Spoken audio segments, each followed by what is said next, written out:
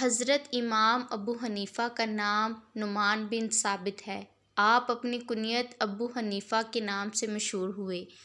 آپ کی کنیت ابو حنیفہ کے متعلق روایت ہے کہ ایک مرتبہ چند عورتیں آپ کی خدمت میں حاضر ہوئی اور انہوں نے آپ سے دریافت کیا کہ اگر ایک مرد کو 4 عورتیں رکھنے کی اجازت ہے تو پھر ایک عورت کو کم سے کم 2 مرد رکھنے کی اجازت حاصل ہونی چاہیے۔ آپ نے ان کا سوال سننے کے بعد فرمایا کہ تم کل آنا، تمہارے سوال کا جواب تمہیں کل مل جائے گا۔ ان عورتوں کو روانہ کرنے کے بعد آپ گھر تشریف لائے تو آپ کی صاحبزادی جن کا نام حنیفہ تھا، انہوں نے آپ سے اس پریشانی کی وجہ دریافت کی تو آپ نے ان عورتوں کا سوال دہرا دیا۔ آپ کی صاحبزادی عرض کیا کہ والد بزرگوار، اگر آپ اپنے نام کے ہمراہ میرے نام کو بھی شہرت دینے کا وعدہ کریں تو میں ان عورتوں کے سوال کا جواب دے سکتی ہوں۔ حضرت امام ابو حنیفہ نے وعدہ کر لیا۔ چنانچہ اگلے روز جب وہ عورتیں حاضر خدمت ہوئیں تو آپ نے اپنی بیٹی کو بلایا اور ان عورتوں سے فرمایا کہ میری بیٹی تمہارے سوالوں کا جواب دے گی۔ آپ کی صاحبزادی نے ان عورتوں کو ایک ایک پیالہ دیا اور کہا کہ اس پیالے میں اپنا اپنا دودھ ڈالیں۔ ان عورتوں نے ایسا ہی کیا۔ حضرت حنیفہ نے ان تمام عورتوں کے دودھ کو ایک بڑے پیالے میں ڈال دیا اور پھر ان سے کہا کہ اس میں سے اپنا اپنا دودھ علیحدہ کرو۔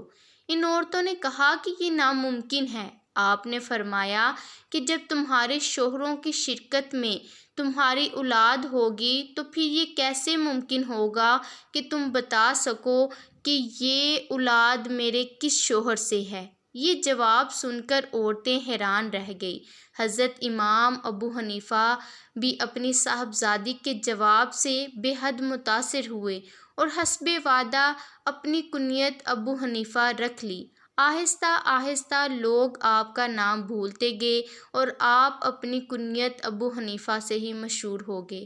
حضرت امام ابو حنیفہ روزانہ شب 300 نوافل ادا فرماتے تھے۔ ایک دن آپ بازار سے گزر رہے تھے، ایک عورت نے دوسری عورت کو سرگوشی کرتے ہوئے کہا، یہ شخص روزانہ رات کو 500 نوافل ادا کرتا ہے۔